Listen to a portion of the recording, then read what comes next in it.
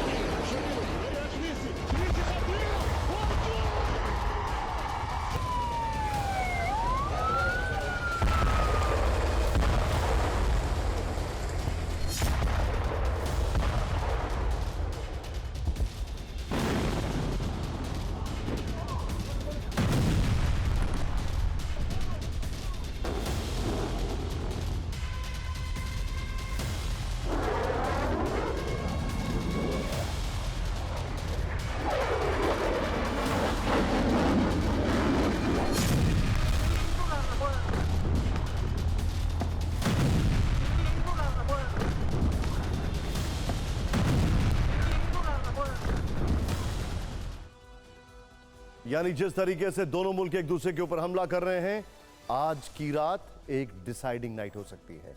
लेकिन इस वक्त की बड़ी खबर आपको बता दें, इजराइल ईरान युद्ध पर इस वक्त की सबसे बड़ी खबर, इजराइल का ईरान के अहवाज शहर में बड़ा हमला। तस्वीरें देखिए आप। अहवाज में इजरायली बमबारी से भारी नुकसान पहुंचा है। अहवाज में धमाके की गूंज दूर तक सुनाई दी। अहवाज ईरान का मुख्य ऑयल प्रोड्यूसिंग रीजन। यह इस वक्त की बड़ी खबर।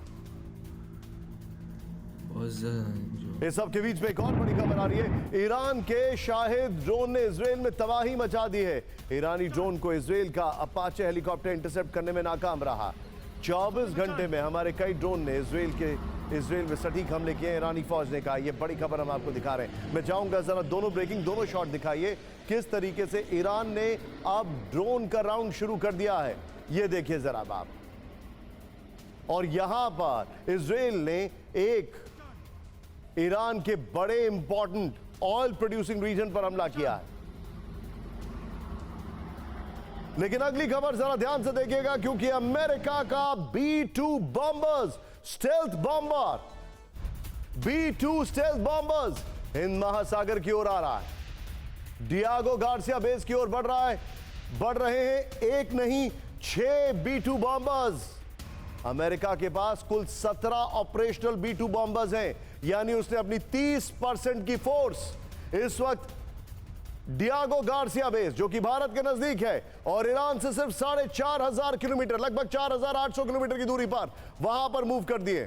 हिंद महासागर में अमेरिका का बेस है Diego Garcia. Diego Garcia Iran से करीब 4,700-800 किलोमीटर दूर है।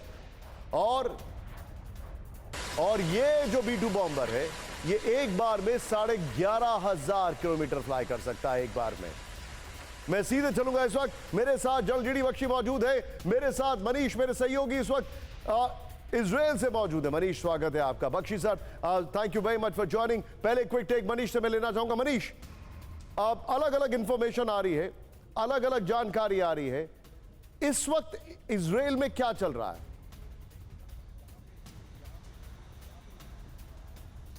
देखिए, सबसे बढ़कर तो चर्चा आज यहाँ पर ये चल रही है कि क्या कुछ बड़ा आज की रात होने वाला है, और ख़ास करके B-2 बम वर्षक विमानों को लेकर जब से ये खबर आई है कि वो अमेरिका से उड़े हैं और डिएगो गार्सिया के पास जा सकते हैं, तो ऐसी चर्चा यहाँ भी है कि क्या उसके ज़रिए ख़ास करके ईरान के फोर्डो न्यूक्लियर सेंटर पर अटैक किया जा सकता है। तो जाहिर है कि आज की रात का इंतज़ार हर किसी को होगा।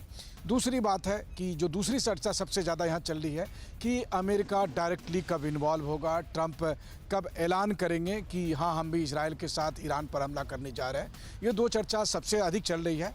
रही बात तीसरी, जो एक सवाल मैं लगभग सबसे पूछ रहा हूँ, खास करके हायर अथॉरिटी से, कि आखिरकार क्यों ईरान के मिसाइल यहाँ पर अटैक करने में कामयाब हो रहे हैं, तो उनका जवाब ये दिया जा रहा है कि देखिए, जिस संख्या में मिसाइल दागे गए, मतलब 450 के करीब ईरान ने बैलिस्टिक और हाइपरसोनिक मिसाइल कुल मिलाकर दागे हैं, तो उसमें से इनका कहना है कि उसके 10% से भी कम आकर गिरे हैं।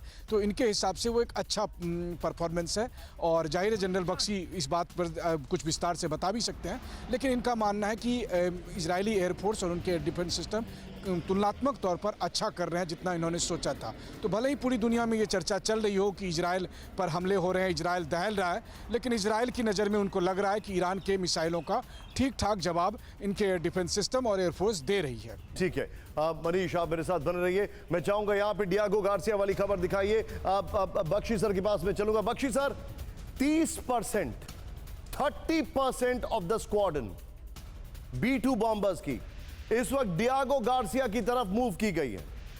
उनके साथ करीब 8 रिफ्यूलिंग एयरक्राफ्ट्स, और बड़ा वाइटल इंफॉर्मेशन यह है कि जब इन विमानों ने टेक ऑफ किया उसके तुरंत बाद रिफ्यूलिंग हुई। इसका मतलब यह है कि इन विमानों में पेलोड ज्यादा है, यानी वॉर वेपन्स ज्यादा है। हो सकता है GBU-57 जो फोर्डो पर अटैक करने की जिसकी चर्चा है वो भी इसमें हो।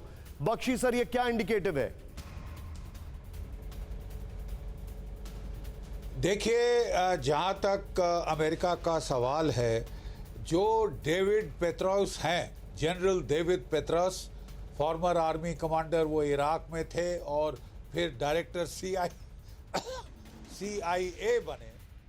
उन्होंने क्लियरली कहा है कि ये जो 2 हफ्ते डोनाल्ड ट्रंप ने मांगे हैं, ये हमारे एसेट्स को मिडिल ईस्ट में जाने का जो टाइम लगेगा उसको लेकर हैं। लॉजिस्टिकल बैकअप और ये सब जो है, ये हमको वहाँ मिडिल ईस्ट में पहुँचाने हैं। इसका मतलब the plan to join Israel in attack on Iran वो बिल्कुल ऑन है, वो उसमें कोई डाइल्यूशन नहीं हुई है। कर्नल मैकग्रेगोर, जो कि एक और बड़े अच्छे ऑब्जर्वर हैं ऑफ पेंटागन, वो भी कह रहे हैं कि उनके सूत्र पेंटागन में कह रहे हैं कि हमला तो होकर रहेगा। सवाल ये है कब होगा। और ये जो आपने इंडिकेशन दी है इन बॉम्बर्स की, और कि उनको एकदम उड़ते ही रिफ्यूल किया गया, very clearly it is an indication कि वो बॉम्ब लोड लेकर उड़े हैं। क्या वो ऑल द वे जाएंगे और आज ही रात अटैक कर देंगे, या फिर वो डिएगो गार्सिया में लैंड करेंगे और वहाँ से ऑपरेशन माउंट किया जाएगा, that remains to be seen. इसके बारे में लोग बहुत नेचुरली बहुत टाइट लिप्ड होंगे और कोई भी लीकेज इस पे होना मुश्किल है। लेकिन the fact that we know this may be an indication कि आज रात को नहीं हो रहा, आज रात को नहीं हो रहा। नहीं तो हमको पता भी नहीं चलता, और पता जब चलता जबकि वो बॉम्ब फटने शुरू हो जाते। इतनी क्लासिफिकेशन रखी जाती है ज़रूर इस टाइप ऑफ ऑपरेशनल डिटेल्स के अंदर। इस 2 हफ्ते के बीच के अंदर ये इमिनेंट है, ये तो तकरीबन अब जग जाहिर हो गया है। Whether it will happen tonight और tomorrow night, we'll have to wait and watch. आप जो बता रहे हैं सर, मेरे पास जो जानकारी है वो जानकारी ये है कि यहां से करीब 44 घंटे के आसपास लग सकते हैं, 40 घंटे के आसपास लग सकते हैं, अगर if they don't go very fast. यानी आज या कल रात में हमला हो सकता है, ऐसा तो नहीं दिखता, उसके बाद जरूर हो सकता है, ये भी हो सकता है। अब लेट्स सी आगे क्या होगा।